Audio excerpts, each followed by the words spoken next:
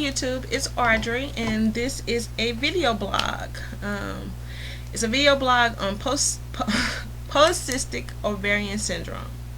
There are a couple of subscribers who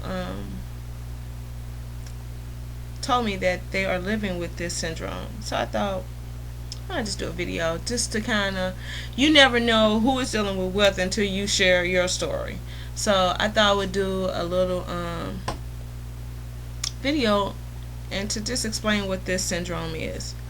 Polycystic ovarian syndrome, in my situation, the way I was diagnosed and the way it was explained to me, is that you have symptoms from this syndrome, but mainly is that your ovaries, when they produce your eggs, sometimes they're not mature enough, or they don't leave the ovaries. They stay in your ovaries, which makes your ovaries look like you have cysts on them. Symptoms of polycystic ovarian syndrome is infertility, irregular periods, overweight, and you can't get rid of your weight. In my situation, I'm insulin resistant, meaning my pancreas creates so much insulin that it doesn't know what to do with it, so it stores it. Therefore, I can't lose weight, because we all know that insulin, when breaking down, is just nothing but sugar. So my body didn't know what to do with it, so it just kept it. So therefore, I would gain the weight, lose it, and it come right back. Also, it causes your hormone levels to be way off. And in my situation, I had too much testosterone. So back in 2005, this is when I was diagnosed with it. And what made me go to a doctor, or really find a new doctor, is because I was having breakthrough bleeding between my cycle. I would have my normal period for 7 days, and then 2 weeks after that, I would have a period. And then that would go on for 4 days, and then my normal time after 14 days would start, and that would be on 7 days, and then 2 weeks after that, I would have another cycle. So I went to my then current OBGYN, and they just told me it's because of my weight. Weight causes you to have breakthrough bleeding.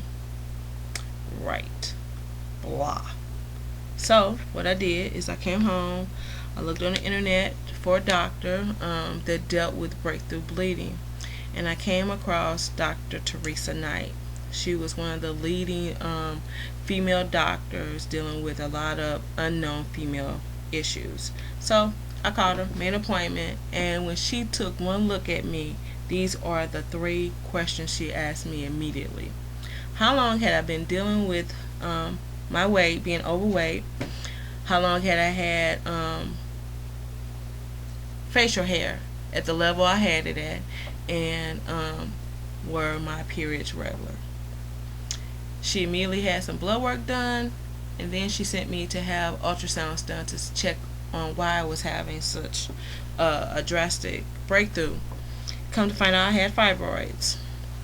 And from what the ultrasound divulged, showed her, I had 3 large ones. So she scheduled me for surgery. And when she went in to remove the fibroids, my uterus are full of them. So she removed the largest 3.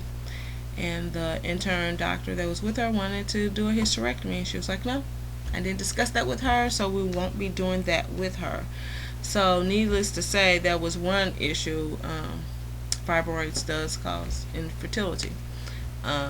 So when she got the blood work back, that's when I was diagnosed with the polycystic ovarian syndrome. So what she did is that she prescribed 2 medications for me. I'm on spirolactone. I take that once a day, and then I'm on metformin, also known as glucophage. That medicine is for a person with type 2 diabetes. I'm not diabetic, but my body doesn't know what to do with the insulin that it produces. So I've been on those meds ever since 2005. I take 500 units of the glucophage 3 times a day, and then a spirolactone, which is for the controlling of the facial hair, the abnormal facial hair. A benefit from the spirolactone is that I don't hold water, as far as being water retention. I don't have that, because the spirolactone is for somebody that has high blood pressure. It's a jacked up situation. Okay, I'm back. I'm getting a little elevated because I hate taking this medicine, but I need it in order to control the symptoms of this syndrome. The metformin and the spironolactone together makes you very tired. So I'm not going to get on that because that's why I have such an issue with this, and that's why I'm determined to lose as much weight as I can, because if I can even go down to 1 unit of the glucovage, I think that would be wonderful. But getting back to the issue at hand is that polycystic ovarian syndrome, the symptoms are those things I listed. Also, each woman is different. Everybody don't have the same symptoms, but if you're dealing with overweight, facial hair, and infertility, check with your OBGYN and let them know, because a lot of OBGYNs don't know. And let them know you've done some research and you think you are dealing with this syndrome, and make them do some blood work